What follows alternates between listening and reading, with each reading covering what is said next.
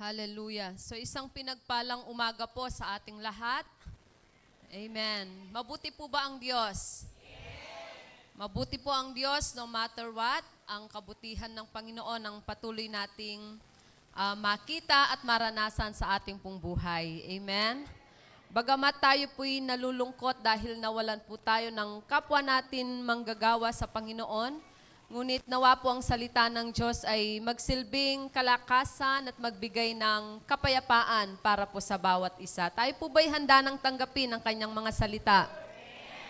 So ang atin pong pag-aaralan ngayon ay binigyan po natin ng pamagat.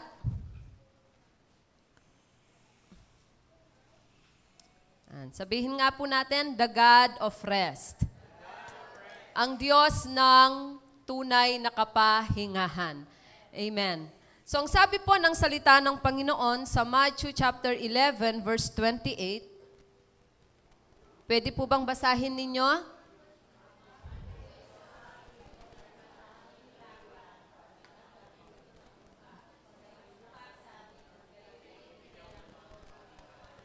Amen.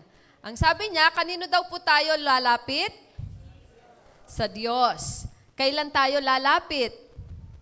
Sa buong panahon ng ating buhay, lalo na kapag tayo nakakaranas ng kahirapan o kapag tayo nabibigatan sa ating mga pasanin sa buhay. Bakit po?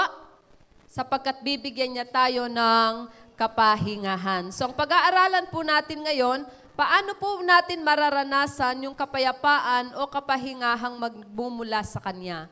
Una po, yung rest na binigay ng Diyos sa atin ay nang siya'y namatay sa krus ng Kalbaryo at tayo nanampalataya sa Kanya, tinanggap natin siya bilang sariling Diyos at tagapagligtas, tayo po'y nagkaroon ng kapayapaan with God.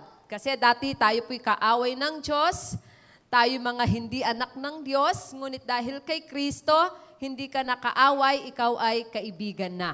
Amen? At dahil kaibigan ka na ng Diyos, mayroong kapayapaan, mayroong kapahingahan sa inyo. So ang pagtutuunan po natin ng pansin ngayon, paano po ito mangyayari or magmamanifest sa daily lives po natin? Paano natin mai-apply ang katotohanan na ang Diyos ang siyang Diyos ng kapahingahan? Amen po. Are we ready to receive His Word? So for us to experience the rest that comes from the Lord,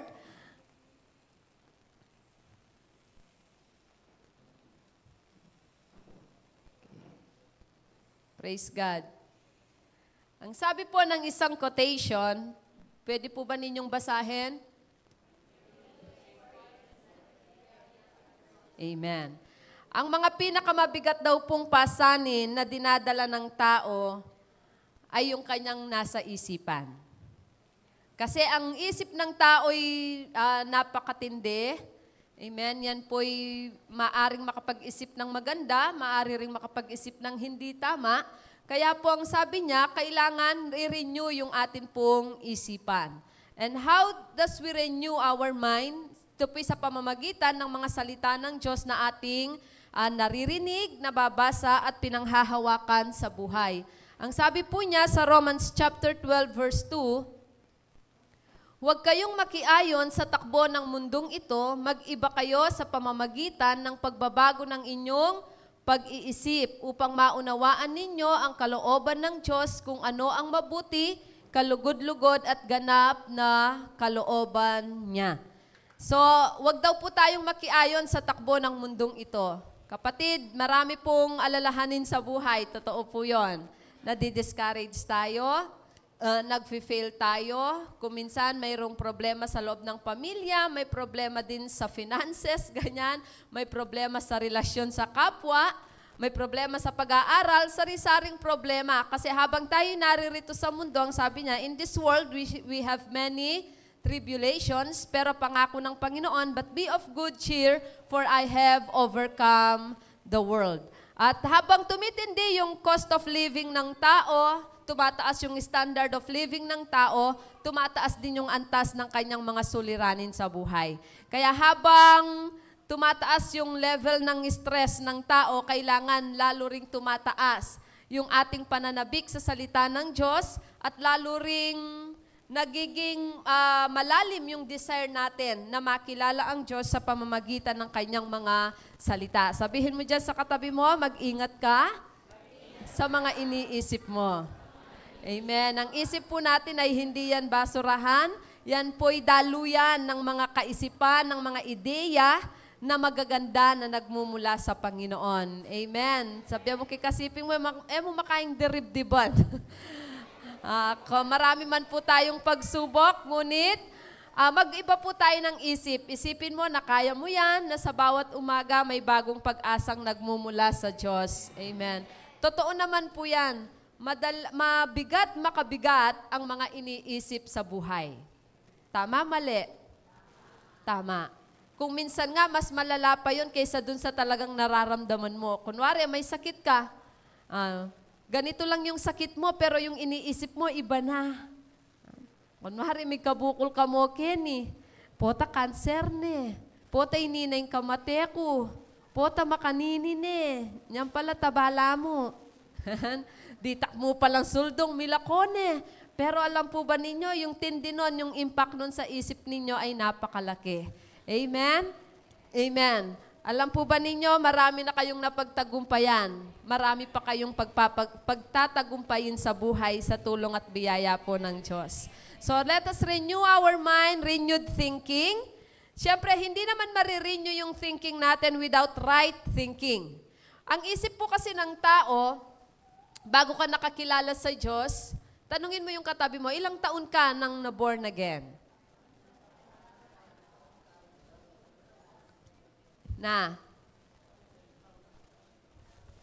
Wala naman po sigurong born again since birth.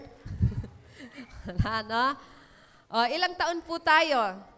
Sabihin na lang natin, 18 years old ka nung nakakilala sa Diyos. So, for 18 years, maraming naitanim sa isip. Mayroon ng tama, mayroong hindi, may maganda, may pangit. Kaya po, nilalamnan natin ng ating isip ng salita ng Diyos upang yung mga hindi tamang naitanim ay maitama. At yung maling, hindi pangit na naitanim ay maiwaksi sa atin pong isipan. Kaya ang sabi ng salita ng Diyos, Filipos chapter 4, verse 8 to 9, bilang pagtatapos mga kapatid, ano daw po ang dapat maging laman ng inyong isip? Ang mga bagay na karapat-dapat at kapuri-puri. So kapag po tayo nakakaisip ng hindi maganda, kailangan i-resist po natin ito. Amen? Kung ito'y hindi karapat-dapat para sa atin. Mga bagay na totoo, marangal, matuwid, malinis, kaibig-ibig at kagalang-galang. Isagawa ninyo ang lahat ng inyong natutuhan, tinanggap, narinig at nakita sa akin. Sa gayon, sa inyo ang Diyos na nagbibigay ng kapayapaan. So, bibigyan po tayo ng kapayapaan ng Diyos, but we need to cooperate with God. Lamnan po natin ang ating isip ng mga bagay na magaganda. Amen. Mga bagay na totoo, mga bagay na nakakatulong sa atin. Marami po kasing isinisiksik ang kaaway sa ating isipan, ngunit dahil sa salita ng Diyos, ito po'y ating malalabanan. Halimbawa po, yung iba, ayaw sumakay ng eroplano. Bakit?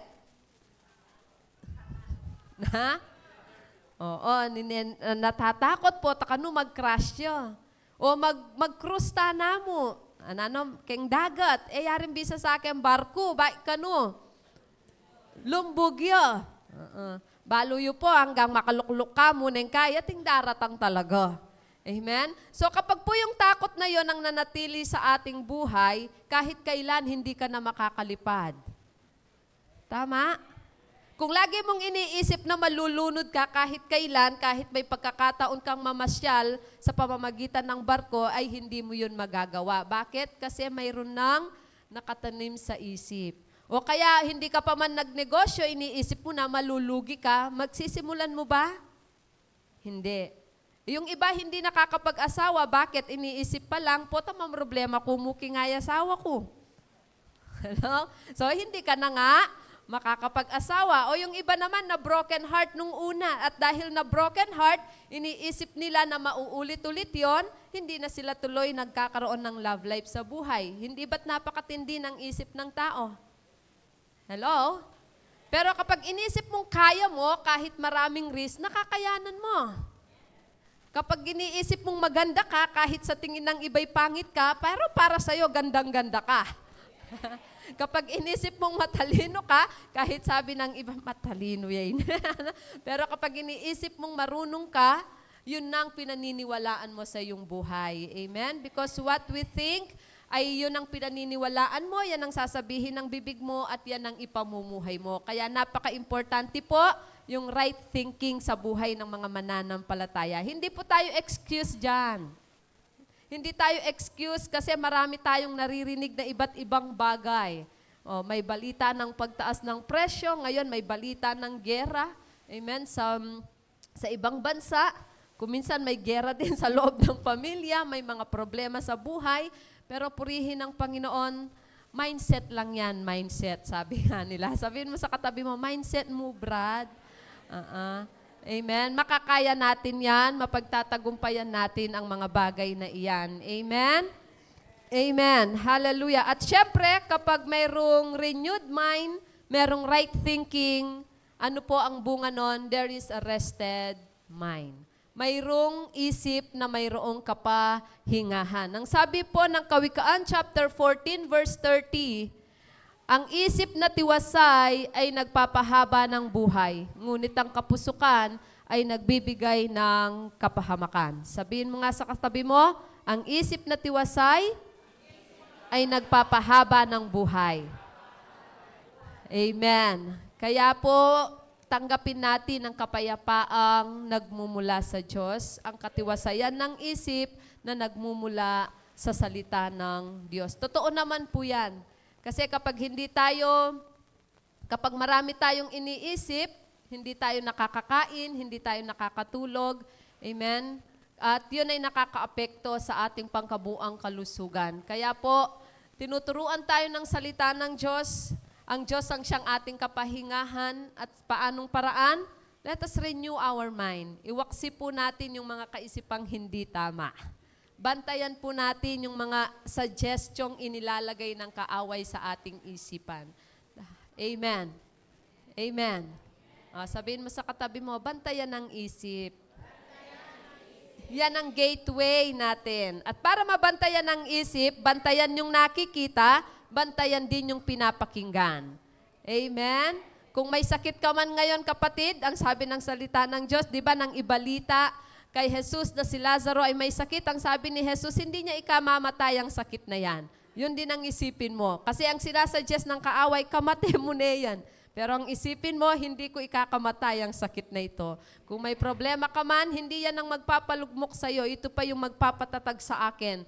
And sabihan mo kaya, ako'y sundalo habang nasusugatan, lalong tumatapang. Amen? Hallelujah. So, have renewed mind and then right thinking. At ang resulta na yon is a rested mind.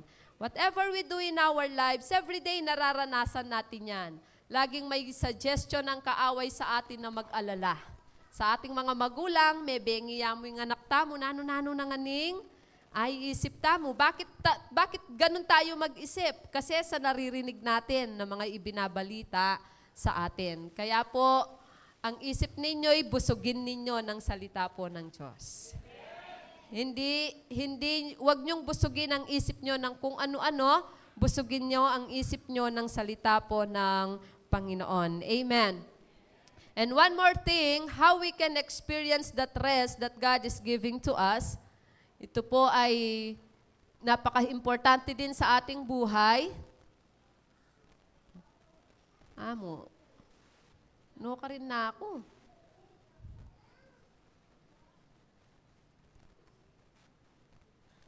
Okay. Pasensya na kayo. Absent-minded ko ata. Wait. Okay. Ay, ito. O, sabihin mo sa katabi mo, reduce stress. Ang stress po, yan ang reaksyon ng katawan natin. It is either fight or flight. Yan. Lalabanan mo or tatakasan mo. So, ito po yung reaksyon ng katawan every time there is tension, there is pressure in our lives. At isa po para mabawasan, Kasi hindi naman talaga natin totaling maalis yan. Kasi nga, nagre-react tayo, buhay tayo. May mga karanasan tayo na nagbibigay ng tension, nagbibigay ng pressure sa atin. So, isang bagay po is to live one day at a time. Mabuhay po tayo ngayon lang. Yung nakaraan, maibabalik pa po ba ninyo? Hindi na. Pero pwedeng itama at pwede ring matuto ka mula doon. Yung bukas, wala pa naman. Ano ang sabi ng salita ng Diyos? Matthew 6:34, kaya nga, huwag ninyong ikabalisa ang para sa araw ng bukas. Bakit po? Dahil ang bukas ang bahala sa sarili nito. Sapat na ang inyong mga suliranin sa bawat araw. Nano po ngayon, October 15. Itang problema mong October 16, muna yayabe ngeni. Kasi bisa ka talibukas, sisipan niya rin. Hello? Simple mo po, pero nengkai, hindi natin nagagawa. Simpleng halimbawa na lang, mamangang ka pa, kapaman meni ka, bisipan mo na yung para bukas. Yan. So, king kakaisip mo, hello, potang kay, lele ako na niya mo, mepengan, kasdan mo, kinabukasan nating may ulam kaya, kay tang linele mo, may siraya mo. Na-experience po ba natin yon? So, may I enjoy. Kasi tipiran may mo balo, bukas pala. Kasi sabi ng salita ng Diyos, ang bukas ang bahala sa kanyang sarili.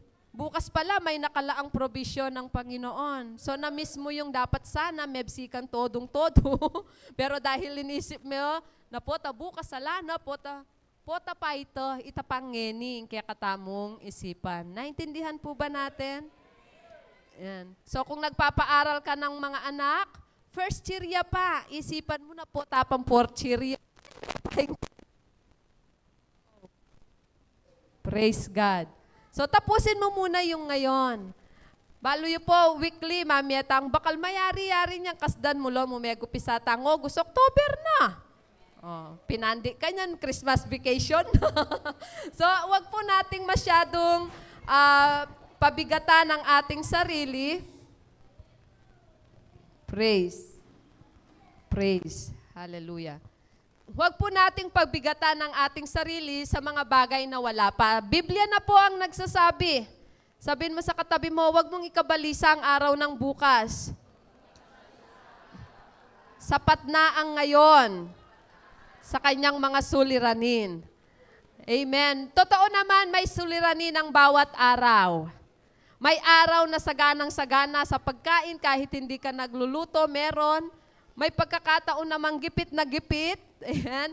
Ay, alala ko po, tang misa ni kami, nangulam yun. Nanune kasi nga husda kareta.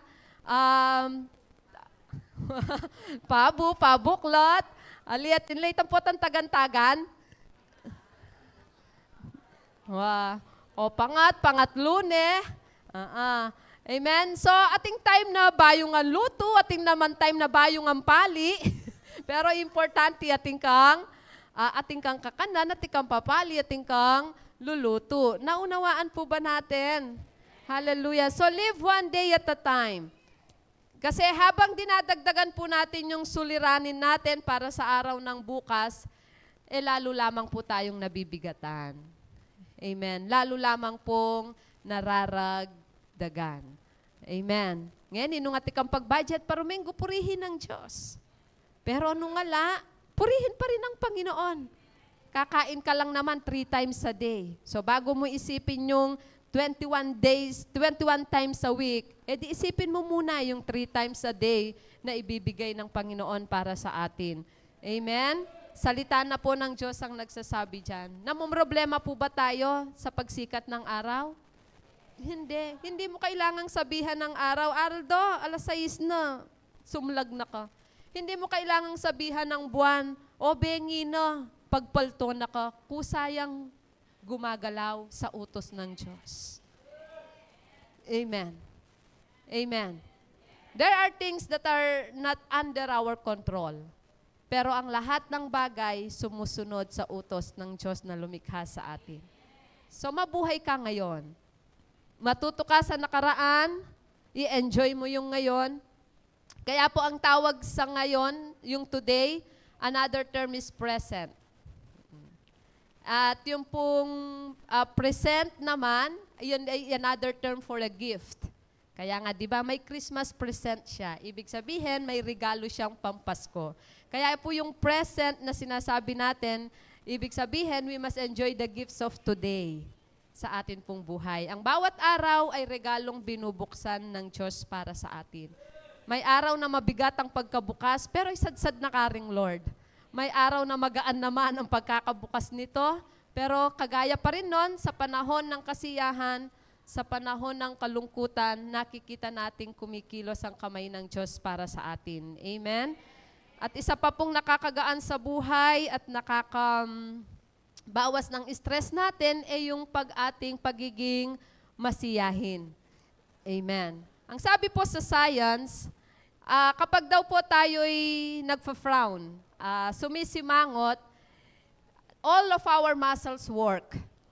Lahat daw ng ating mga muscles nagtatrabaho. Sige po, subukan niyo mo po simangot. Subukan tayo. Sabi ko, simangot kayo, maili kayo. Ngis-ngis ka. O kaya itang mimwa ka. Masakit pala, mailine. Wow, lupay pa makangis-ngis yan eh. Hallelujah. Sa totoo naman, mabigat sa pakiramdam kapag tayo nagfa-frown. Pero kapag tayo ngumingiti, kung hindi ako nagkakamali, as I remember it right, it only took a few muscles para gawin yung pag-smile ng isang tao. Kaya wag po nating pagurin yung mga muscles ng katawan natin, kayang kabusitan, kayang kalungkutan, kayang nanupa, pagkagalit, yan. Siguro po tang mimwata mo yung sega-naganang cells, organ, and tissues ng katawan tamo, magobro. Pero purihin ang Panginoon, ang sabi po ng salita ng Diyos, ang pagiging masayahin ay parang gamot na nakabubuti sa katawan, ngunit ang pagiging malungkutin ay nagpapahina ng katawan. Totoo o hindi? Totoo. Kaya kapag po tayo'y normal lang po na tayo nalulungkot kapag tayo nawawalan, kapag tayo'y may problema sa buhay, pero wag po nating hayaang magtagal ang kalungkutan yan sa atin pong puso. Bakit? Habang tumatagal po yung lungkot, lalong nanghihina ang ating katawan. Lalo tayong nawawalan ng gana sa mga bagay na ating dapat gawin. Amen? At tayo naman po na naririto, let us bring joy to one another.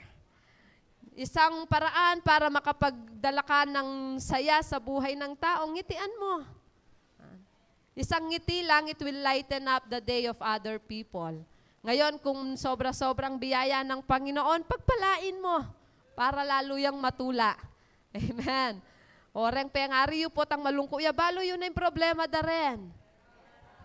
Ayak pa mamangot ang sinagot na lo. Reng misis yu, potang malungko, labalo yun na. Therapy. Yan. Apo kanong paracetamol. Aga nakakita mo itong doktor, sabi ng makanyan, lana ka man sakit, pila lang anak mo. Siyamlo, papakay kan tsali mandalan nila ko yan. Maka 4-5 yapi naman sa ales eh. And so, let us be a blessing to one another. Tang simpleng, nung ala ka man kay, dyan men juicy, banta tiyang lalangutan, lilipo isip. Nung ating kamang kakanan, alukan me, simpleng bagay po, kaya kumustahin mo. Kalupa mo po ngeni, pilanta mo ngeni. Kalwalyo po keni, tingkong kinomusta, karang kapatad. Na? Atin po. Yaku po potang palwal, may stress ko, kaya yuko po i-stressan. Kasi pamanyari, lulwal na kayo eh. O sabi ko, kasiping mo may stressan ni Pastor,aya mo. Kaya kagad lulwal. Hello? O po, targo malanak la rin bulaklak ning malang ko pa siya agad ko. Linwal po ta. Amen. So sa simpleng bagay, kung may sinasabi siya, pakinggan mo. Alway ta sasabihin, kaya kayong lalatlat mo. Hello? O kaya naman, binigyan ka na, inokray mo pa, gawa may naman lasa, may tikman ba yung may binye? Magpasalamat po tayo sa little things. Una, maging masayahin ka sa sarili mo hanggang alang makapakaili-maili ko. Hindi, totoo yun. Nang kaya ko po tagtsok siya, re-exercise kayong sarili ko, kanya ng keo, tsaka maili. And, tang lalo na kay ba mong may nga busit ka rin anak. So, mag-stretching ka kin. Stretching na yung sarili mo. Wala namang masama. Yung mo po pandalasan po, tabalada ni nano kayo. Magdulot ka rin naman ng saya sa iba. Huwag kang magdulot ng kalungkutan sa iba. Hello? Hello? Magdulot po tayo ng kasiyahan. Pasayahin mo ang sarili mo, pasayahin mo rin naman ang iba. Yung compliment lang naman, yung appreciation, malaking bagay na po iyon. Amen. O, sabi mo kay kasiping mo ngayon ni masaya ko. Ikay kasiping ko. Kasiping ko pala. Amen. Hallelujah. O, sabihan mo kaya, malaguya kayo susulod na, bagay ning malana. Ba naman rugong maili? Amen. Lo nyo na po, ala ko pa mang bibye, sinabi ko pa, may sayane. O, nung ati ko pang ibye kayo. Kaya tutuki, magdala kang candy. Nung nga papasinan mong mitutunduy, ay ni sis, so baka nga matudto, damo. At least, sopan, may apasayame. Amen? Ang pagiging masayahin ay parang gamot na nakabubuti sa katawan. Ito'y pampahaba ng buhay. So sabihin mo sa katabi mo, lulungko, Brad. Amen. Praise God. At syempre, let us love more. Kagaya ng aking binanggit kanina, maging masaya ka sa kung ano ang meron ka, and then ipadama mo yung pag-ibig. Because love covers a multitude of sin. Bakit po? Yung physical needs, nakaka-stress. Pero alam po ba ninyo, mas mabigat ang dala ng emotional stress. Parang hindi na kayo naniniwala. Kaya po, di po ba mas mabigat yung stress na dala ng galit? Yung dala ng inggit? Yung dala ng selos? Yung dala ng regrets o panghihinayang, mabibigat pong pasanin yan. Kaya upang hindi natin madama, abalahin natin ang ating sarili sa paggawa ng kabutihan, sa pagpili na mahalin o magmahal. Araw-araw naman po kasi pinipili nating magmahal. Kasi araw-araw may mga taong magpapainis sa atin, pero nasa sa atin kung maiinis tayo sa pang-iinis nila. May mga sitwasyong magdadala ng selos o inggit sa'yo, pero nasa sa'yo. Kung magseselos ka o maiinggit ka, nasa sa atin po iyan. No one can control our emotion except us. Amen. Kaya ang sabi ng Efeso 4:31-32, alisin nyo ang anumang samaan ng loob. So, mabayat po yan, lakoyo po. Nung ati kayo pong muwakeng sa inyong kasambahay, sa kasama sa bahay, sabihin po natin agad. Amen? Wala nang may amen. Galit. Kung nagalit ka, mas magandang i-express mo yon. Pag-aaway, hindi naman natin naaalis yan. Mayroong arguments. Pero at the end of the day, you must come into an agreement. Amen. Pambubulyaw, paninira sa kapwa, pati na ang lahat ng uri ng masasamang hangarin. Sa halip daw po, anong dapat natin gawin? Maging mabait kayo at maawain sa isa't isa. Ang awa, hindi yung parang makalunos siya kasi. Hindi yon. Ibig sabihin, unawain mo ang kalagayan ng isang tao. Kung minsan po, hindi porke tumatawa, masaya. Hello? Hindi porke tahimik, okay siya. Hindi porke sinabing okay ka, okay yan talaga. Kung minsan, sa totoo lang, hindi tayo okay. Amen? At magpatawad kayo sa isa't isa gaya ng pagpapatawad ng Diyos sa inyo dahil kay Kristo. So, bisa ko pong makabang biye. Ay ni po yung pala ko ng Lord. Arapan mo yung kasiping mo. Ayan, sabihan mo kayo, alisin mo anumang sama ng loob. Galit, pag-aaway, pambubulyaw, at paninira sa kapwa. Ikwentuyo para siping yung baleka niyan.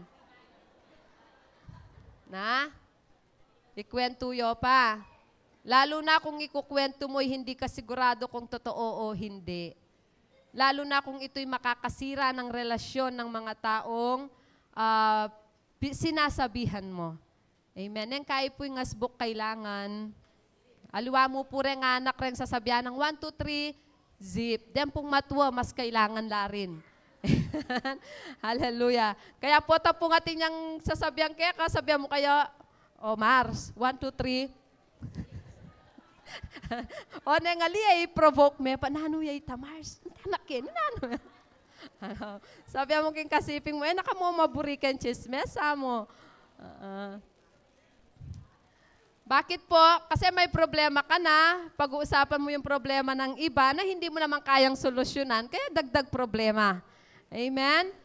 Kahit marami ka pang idea patungkol doon, dahil hindi naman ikaw ang may problema, hindi mo rin naman kayang lutasin ito.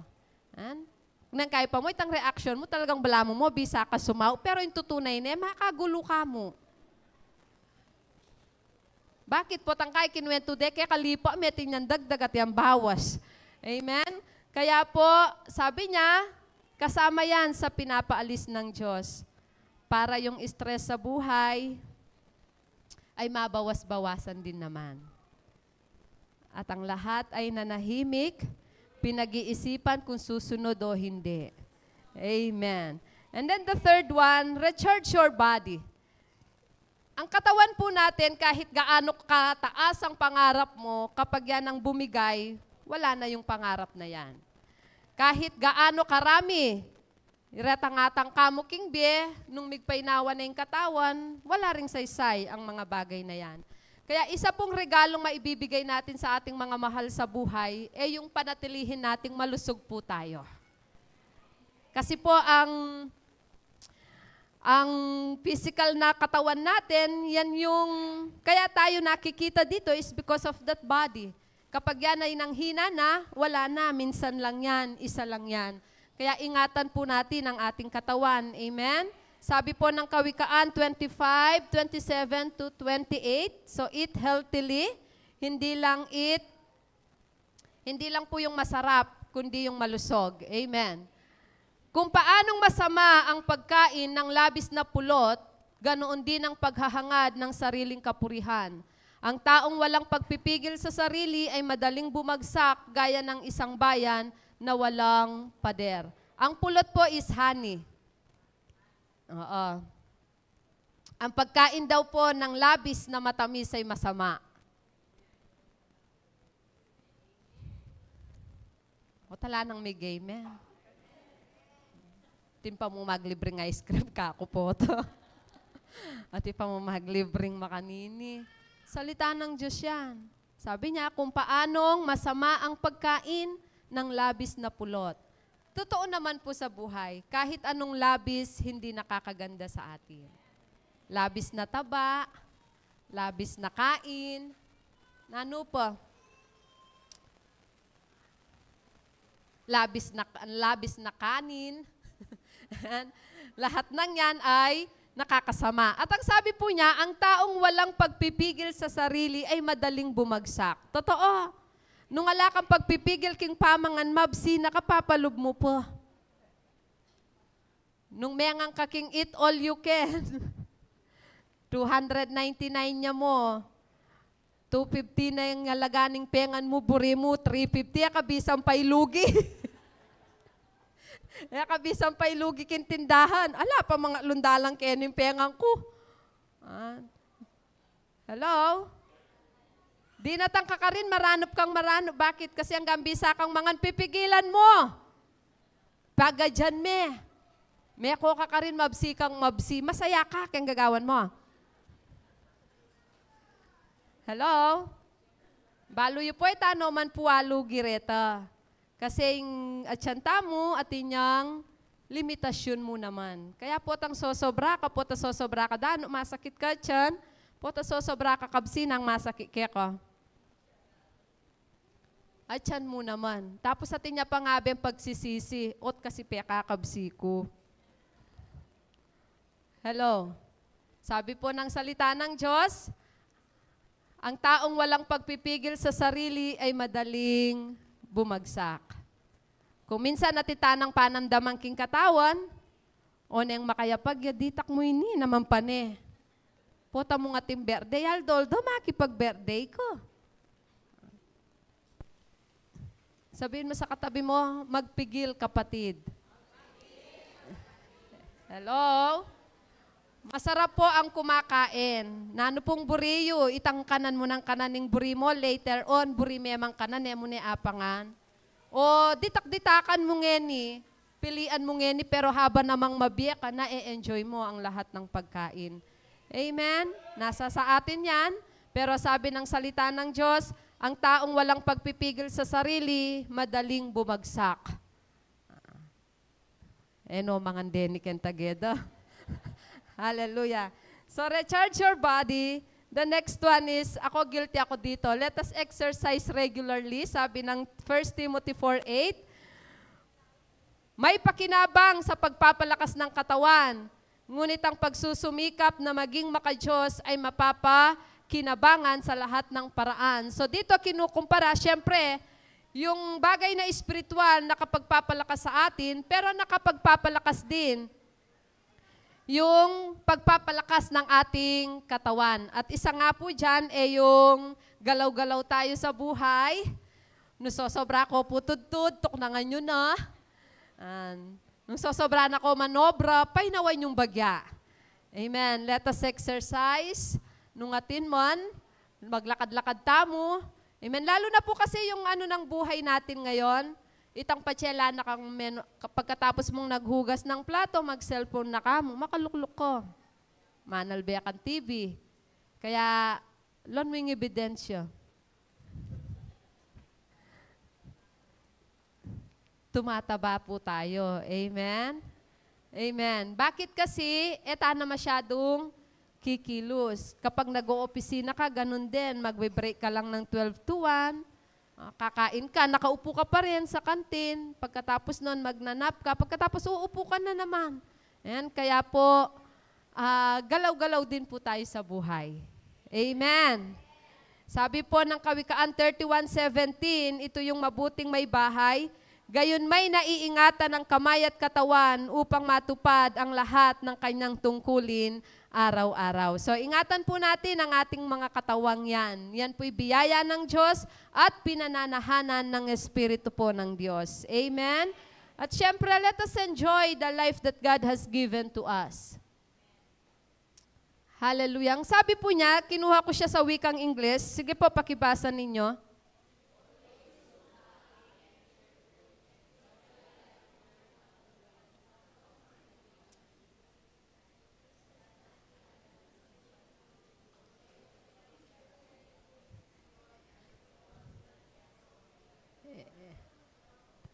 Sige, sto na po, salamat punda ka lang. Always look happy and cheerful. Sa ibang translation, magpaganda ka daw. Masakit ka ninik, manos kayong pinggan, makapustura kayo. Ibig sabihin, wag mong pabayaan ang iyong sarili. Enjoy life with the one you love. Yan, i-enjoy nyo yung buhay nyo sa inyong mga, sa inyong asawa, sa inyong mga anak, sa inyong mga kaibigan. Kasi yun daw yung parte natin sa buhay na nakakapagod na ito. Totoo nga naman, araw-araw nagtatrabaho ka ng 8 oras, kung mag-overtime ka ng 2 o 3 oras pa. Amen? Hindi naman po kalabisan na idakeye puing enjoyment yung biye. Amen. Potang may katakman ka po nga liwang klaseng pamangan, kay saketang sigang, adobo, ambong, tinola. Bala mo po manaliwa ka. Maggigilas ka. So, paboran mo na hanggang medyo malyamisan mo naman. Aldoldo, kawaring mamangan mal. Ay, hindi naman. Amen. Pasyal-pasyal din po kayo pag may time. Pota sinawan ako ken bakura nyo, okay. Sa iba naman, o mag-mall ka minsan, hanggang mong mag-window shopping, at least mebsi ka mato. Dati kasi sa bahay, panemo nga kakititang malan mong tutuklip, at least nung munta ka SM, malan man makahanger, pero malagong lalon. At least nag-iba ka ng view. Amen? So sabi po niya, yun daw ang party ng tao sa buhay na nakakapagod na ito. Meron po akong nabasa, sabi niya, there are 6 best doctors in the world. Kaya mo po, digdagang keng metong. Amen? Pendagdag talapan po. So sabi niya, alin daw po yung best doctor sa buhay? Rest. Totoo naman. Ayan. Potang mitas kapresyo na sabihan ng doktor, ako po may puyat. Ako po may pagal. Tama po ba? Hello? Magpahinga rin po tayo. Tamo po asang buting obra, tutuyan. Anyang, pota po nga nakanak tamo, imbu tamo, gisangan tayong obra. Pero pota po tutuwata na, medyo miminarin itang capacity gawan mo itang bagay nga ito. So dapat po luguran niya yung katawan nyo. Kasi yung katawan tamo, magobraya 24 hours, 7 days a week. Min puso mo, titibok yang alang patugot. So, patya dininan may pang mo, lalo yarugong babaya tobra. Hello? Naintindihan po ba ninyo ako? Yung isip natin, walang tigil ng kakaprocess ng lahat ng bagay na ini-input natin, tapos bibigyan mo pa siya ng masamang isipin. So sobraya naman pagaling isip. Nagtatrabaho yung katawan natin. Amen? Amen? 24 hours, 7 days a week. So sabihin mo dyan sa katabi mo, rest din pag may time. Yan. Yung isa is exercise. Totoo naman. Water. Tubig. Ali soft drinks. Yung soft drinks dyan, nakanda ka la sugar, ang ponda ka la ikab. Pero yung danom, amen, bumiyatang pilangaldo, even without food. Pero nung ating water. And then, ano pa po? Nenebisa. Itapong kapat is air. Hangin. Di ba po potang magpanik ka, kakarog ka, nasa biyandakya ka, inhale, exhale. Hello? Pota sisipon la rin anak tamo, nang gagawan tamo, brother Steve kanta, iparay rino kita ngasikan, pasangapanong, hangin, banta ka no lubaking, sipon, libre, amen. And then relationships, yung friends, sabi niya dyan, enjoy life with the one you love. I-enjoy ninyo yung pamilya ninyo, yung kaibigan ninyo, and then, diet. Wag kain ng kain, wag lamon ng lamon, and then the last one is sunlight. Rengaliwa, magkaila po. Mag-supplement tapang vitamin D. Totoo naman po, tangabak magbilad ka. Bala mo aliwa ka talaga pakiramdam. Ano pong mapapansin ninyo sa mga bagay na yan? Reward siya. Nano pa? Nano pa? Alam po ba ninyo, the best things in life are free. Libre. Kaloob lahat ng Diyos. Libre ang tubig, salamat sa Panginoon. Libre ang hangin, libre ang araw. Araw-araw, nariyan pa yan. Libre ang exercise. Di mo kailangang bumili ng mga gamit, maglakad-lakad ka, maglundag-lundag ka, mo libre.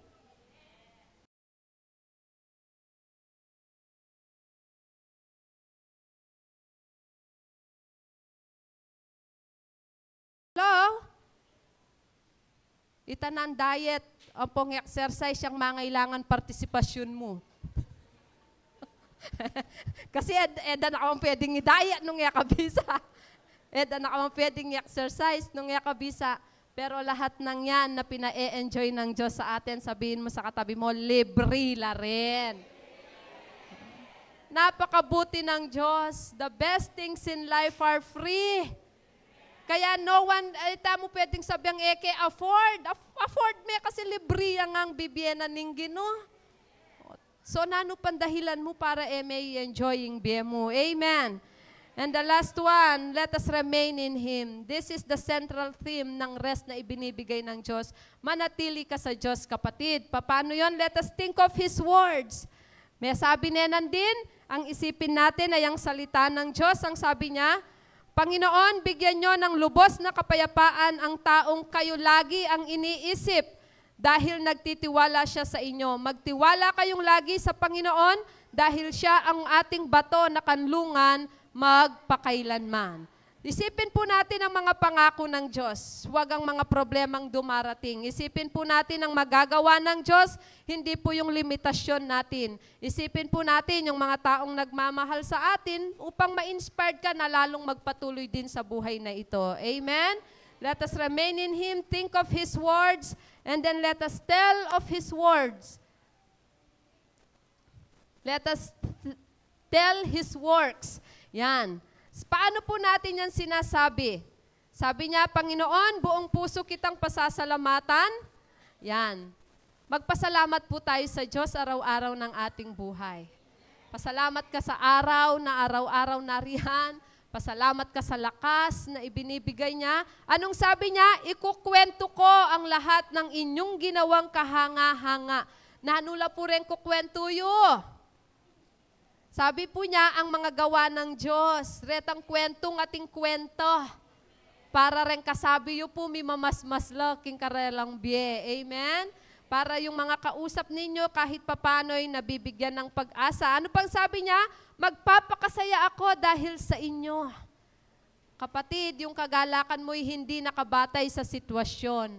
Ang kagalakan mo'y nakabatay sa Diyos na tumutulong sa bawat isa. Kataas-taas ang Diyos, aawit ako ng mga papuri para sa inyo. So yung pag-awit, pagsamba, amen, yan po'y isang paraan ng pagsasabi natin ng mga gawa ng Diyos. Totoo naman, kapag inaawit mo yung kahit kailan, di ka nagkulang, kaya layang laman itang abyas mo, pero masaya ako. Salamat Lord. Paratang ne. Potang kaya tindatang, amen. Hallelujah. Napagdala na kang nasine, luto ne. Pagdala na kang biyaya, king biya mo. Amen? Kasi ang mga awiting yon, they are declaration of the Word of God. At lagi din po tayong magpasalamat sa Diyos. Let us thank Him. Sabi po ng 1 Thessalonians 5:16-18, lagi kayong magalak. Ulit-ulit siya po ini. Lagi tamo po kanong magsaya. Amen? Laging manalangin at magpasalamat kayo kahit ano ang mangyari dahil ito ang kalooban ng Diyos para sa inyo na mga na kay Kristo Jesus. So magalak, manalangin at magpasalamat sa Panginoon. Manalitili po tayo sa Diyos. Amen. Dahil sa Kanya lamang po ang tunay na kapayapaan na nagmumula. So ano po yung ating, tandaan po ninyo ang apat na ito.